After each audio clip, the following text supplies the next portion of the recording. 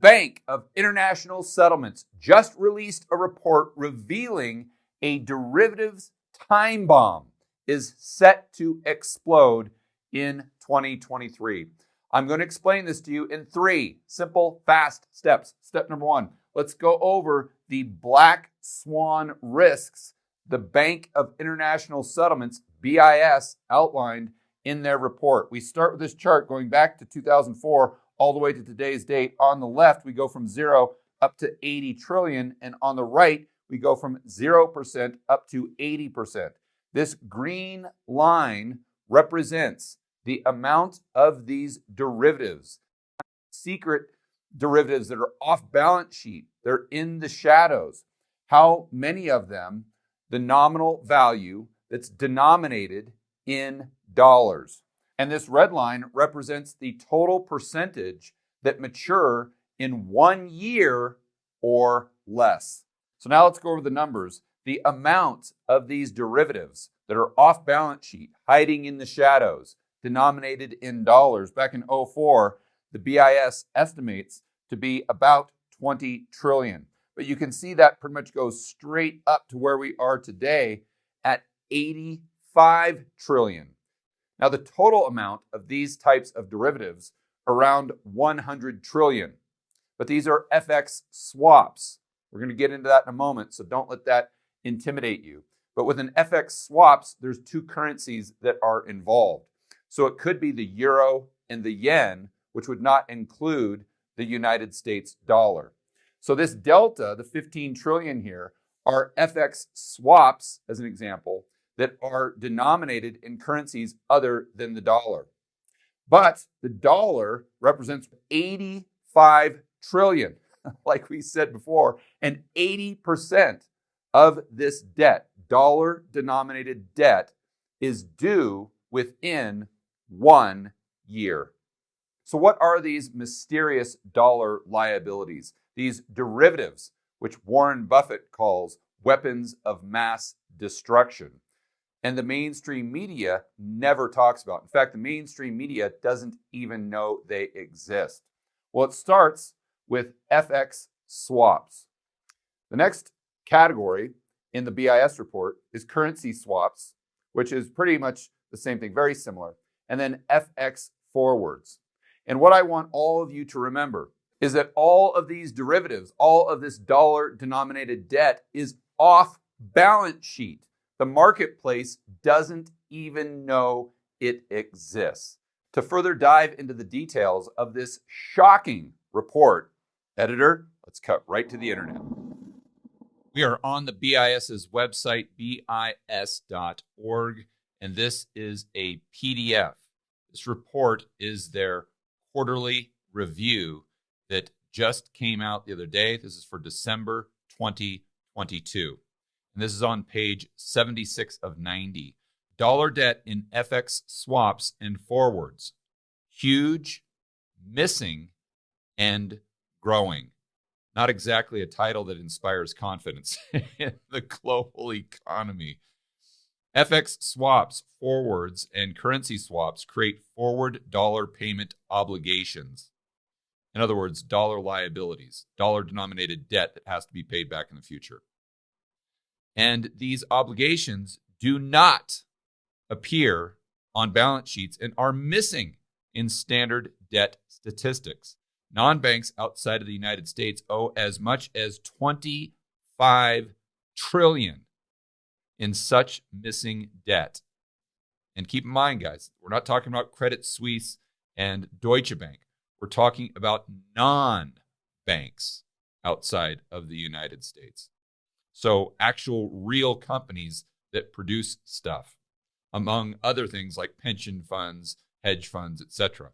And this $25 trillion amount is up from 17 trillion in 2016. Non-US banks owe upwards of 35 trillion. Much of this debt is very short term, and the resulting rollover needs to make for dollar funding squeezes. In other words, the dollar doing exactly what GameStop did, let's say a year ago, when it went from $10 to whatever, $300 or $400, and then right back down. Policy responses to such squeezes include central bank swap lines. We talk about all the time on this channel, but these are set in a fog. Their words, not mine, with little information about the geographic distribution of the missing debt or all of this dollar-denominated debt that's off balance sheet in the form of these derivatives. So what they're saying here is, yes, the Fed might have policy tools to combat this, but their policy tools are directed at a specific country. In other words, the Fed sets up a swap line with the Swiss central bank. Well, how do we know where all of these companies are that have these financial weapons of mass destruction hiding in the shadows off their balance sheet? This has huge black swan types of risk that we could see come to the surface over the next 12 months. Step number 2. I know many of you right about now are kind of scratching your head and saying, WTF, George? What on earth is going on here? Well, now in this step, I want to demystify these derivatives. They're actually not that complex. And then you'll be able to understand why this $85 trillion in debt that's completely off balance sheet that is coming due within the next year is such a big problem.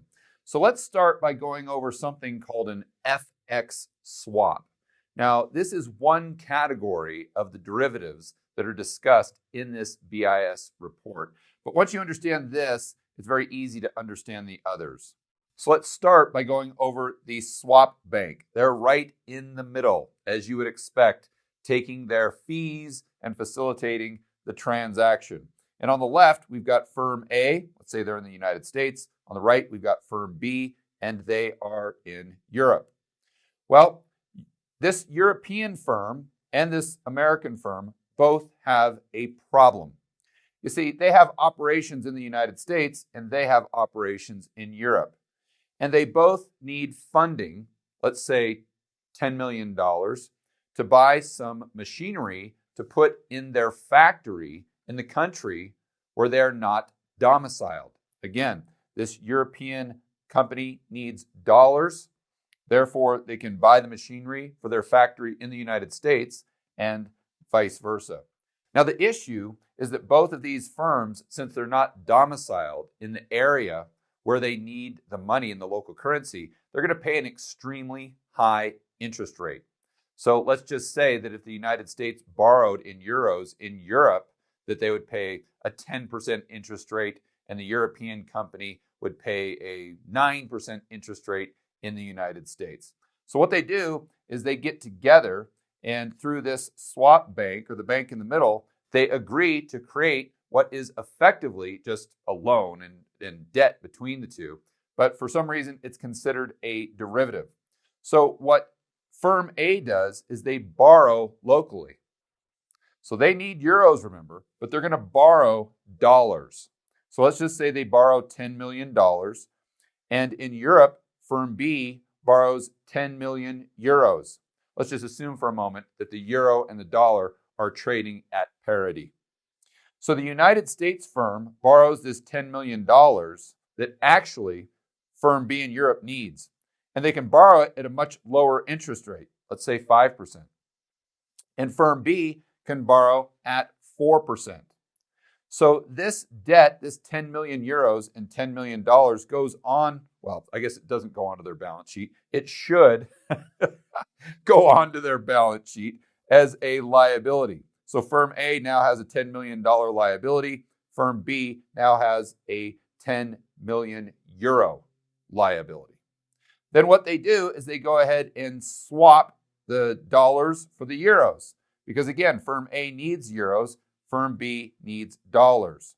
So the euros come right over here and go onto the asset side of their balance sheet, and the dollars go right over here and go on the asset side of firm B's balance sheet. Let's just say, for the sake of this example, the term of this loan is 1 year, and at the end of the year, they'll pay back principal plus interest. So firm A would pay firm B the 400,000 euro in interest. That would go to the swap bank, and then the swap bank would give it to firm B. Why?